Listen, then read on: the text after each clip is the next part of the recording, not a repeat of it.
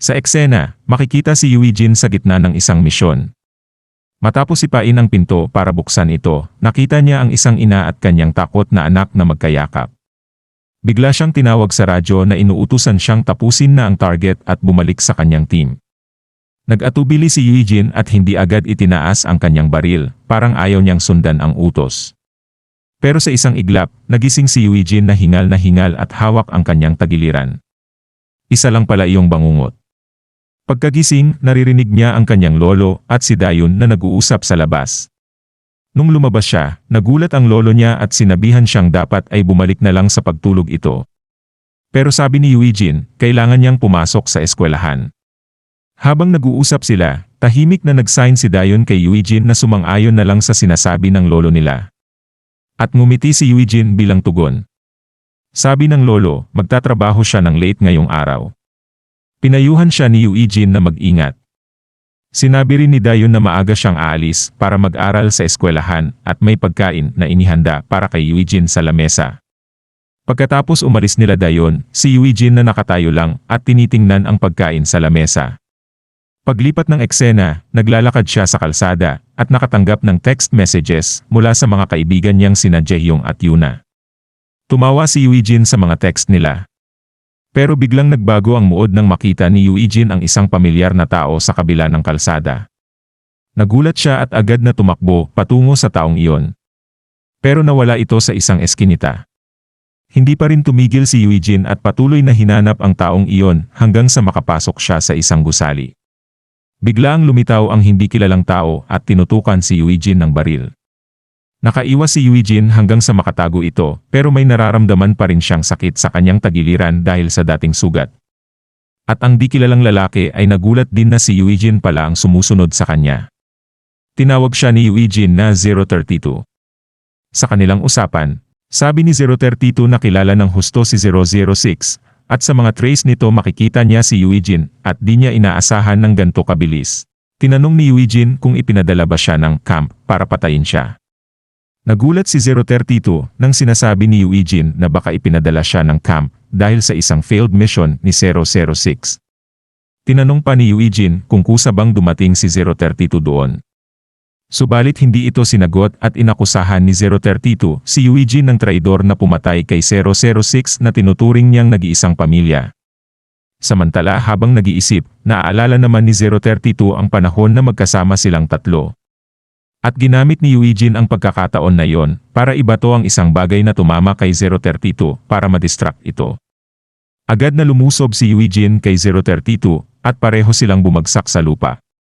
Kahit habang sila'y natutumba, nakuha pa rin ni 032 na itutok ang baril kay Eugene, ngunit agad itong sinipa ni Eugene para mawala sa kamay ni 032. Mabilis na nakabawi si 032, kinuha ang kanyang kutsilyo at tumakbo patungo kay Eugene para umatake. Nagpatuloy ang pag-atake at pagdepensa ng dalawa. Sa isang punto, nagawa ni Eugene na harangin at kontrolin ang atake ni 032 at sinubukang suntukin ito. Ngunit na-block ito ni 032 at binalik ang atake gamit ang isang malakas na sipa na nagdulot ng matinding sakit kay Eugene sa kanyang dati ng sugat sa tagiliran. Habang hawak ni Eugene ang kanyang tagiliran, handa na ulit si 032 para sa isa pang atake. Pero, nagawa ni Eugene na hawakan ang parehong kamay ni 032, kaya't naantala ang pag-atake nito. Nakita ni 032 ang problema sa pagkilos ni Eugene, ngunit si Eugene patuloy pa rin sa pagtatanong kay 032. Napilit namang binabaliwala nito. At habang nagsasalita si 032, ay nakapaglunsad ito kay Eugene ng isang atake gamit ang kutsilyo. At makikita ang sugat ni Eugene sa kanyang tiyan habang dumudugo. Ang eksena ay nagsisimula kay Dayon na nasa kanyang classroom, iniisip si Eugene, ang kanyang kapatid. Nag-aalala siya kung kumakain na ba ng maayos si Eugene para gumaling agad sa kanyang mga sugat. Biglang lumipat ang eksena sa patuloy na laban ni Eugene at 032. Parehong seryoso ang dalawang lalaki sa kanilang kumprontasyon. Sa isang punto, nasagip ni Eugene ang sarili mula sa suntok ni 032 at napigil niya ang kamay na may hawak na kutsilyo. Sinuntok ni Eugene sa mukha si 032 pero hindi ito natumba. At muli nagtanong si Eugene kay 032 habang may pagkakataon kung nagre-report pa ba ito sa kampo. Tumugon ni 032 ng pagtataka sa kadaldalan ni Eugene na di naman niya ginagawa dati. Pinaalam ni 032 na wala na siyang planong sumagot sa isang traidor tulad ni Eugene. Habang nagpapaliwanag si 032, sinamantala ni Eugene ang pagkakataon para umatake. Sinuntok niya si 032 sa mukha at sinipa sa tiyan. Sa pagtalsik napansin ni 032 ang isang baril sa sahig malapit sa kanyang pwesto.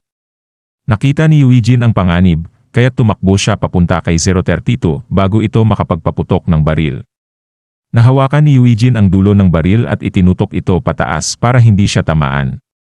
At muli tinanong ni Eugene si 032 kung bakit siya sinusundan, dahil ba sa utos ng kanilang kampo o para maghiganti para kay 006. Ayaw sumagot ni 032 at sinipa si Eugene para mapalayo. Binaril ni 032 si Eugene pero mabilis nakaiwas ito at nakahanap ng pagtataguan. Halata na masakit ang katawan ni Eugene dahil sa mga sugat niya noon at natamo niya ngayon. Samantala napagod at naubusan ng bala si 032, kaya't nagdesisyon siyang tumakas na lang muna. Sinubukan ni Eugene na habulin siya pero biglang hindi na niya makontrol ang kanyang katawan. Lumuhod siya sa sahig at hindi na niya kayang ituloy ang paghabol na nagpapakita ng galit kay Eugene. Sunod, lipat tayo sa isang paaralan kung saan tumanggap si Sukcho ng tawag mula kay Eugene. Hiningi ni Eugene kay Sukcho na subaybayan ang isang tao gamit ang CCTV, tulad ng dati nilang ginawa.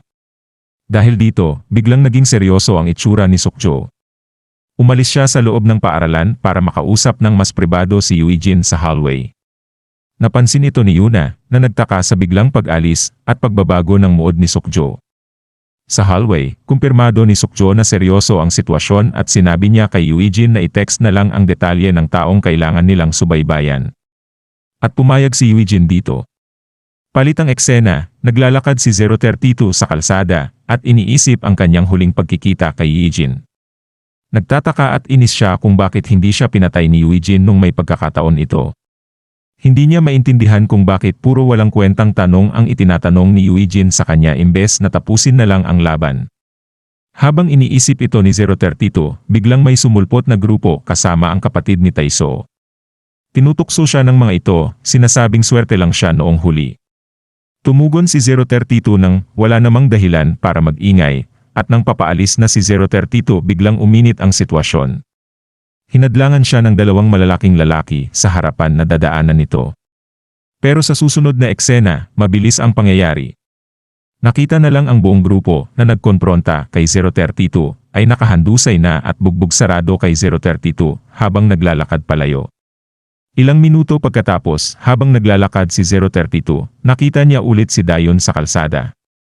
Agad na kumuha si 032 ng pera mula sa kanyang bulsa para ibigay kay Dayon bilang pasasalamat sa tulong nito noon. Sinabi ni Dayon na hindi na kailangan, pero muli narinig niyang kumukulo ang tiyan ni 032 dahil sa gutom. Lipat tayo sa isang convenience store kung saan kumakain ang dalawa.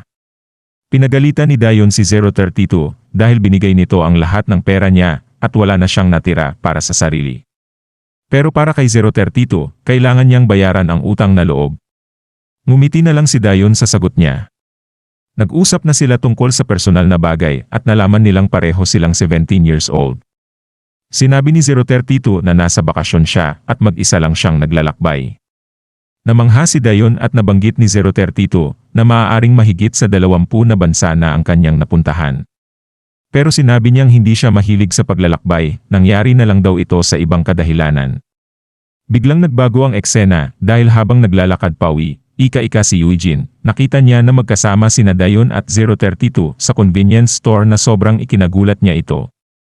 At dito na po muli natatapos ang yugtong ito. Maraming salamat po. Huwag pong kalimutan mag-like at mag-subscribe para sa mga susunod na kabanata. Hanggang sa muli.